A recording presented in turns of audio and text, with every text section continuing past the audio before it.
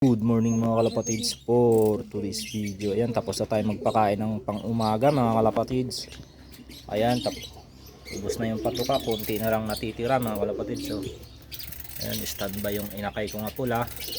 Bali ito yung lahat na lima yan nasa baba mga kalapatids ay puro inakay mga kalapatids. Yung puling lilipad ito, yung pula saka yung blue bar doon sa dulo mga kalapatids. Yan yung mga bata pa. Tapos ayan, ang asawa ni Dagol, yung nasa kaliwa. Ayun, malaki na yung inakay nila mga kalapatids. Tapos ayun si Taiwan saka si Turbo yung nasa kanan. Malaki ng inakay nun mga kalapatids, tumutuka-tuka na siguro mga 17 days. Ito naman yung pula sa taas ay si Aswang, ay si Buitakas pala yan mga kalapatids. Kasi laging nakakalusot dito sa trapdoor mga kalapatids. Sa ganitong trapdoor nakakalusot siya. Pero sa ganito hindi siya makakalusot mga kalapatids sa ganitong trapdoor. Ayan naman si Aswang. Ayan.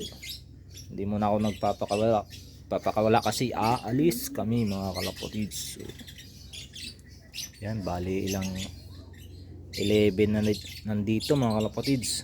5 plus 6 11 plus dalawang inakay 4 15. So ito pa. Ayan, mamaya iitlog na naman to mga kalapatids, no? Ayun yung itlog.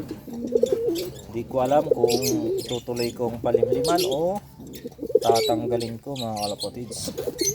Dahil nga 12 days pa lang, 10 days pa lang ang inakay ay umitlog na. Sa sobrang ganda ng kondisyon niya mga kalapatids ay umitlog. So yun. Ito si Barak mga kalapatids. Wala tayong time magiging pa-flight sa kanya, no? Kaya dyan lang muna si Barak mga kalapatids.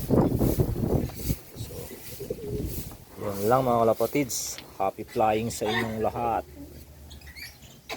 Bye.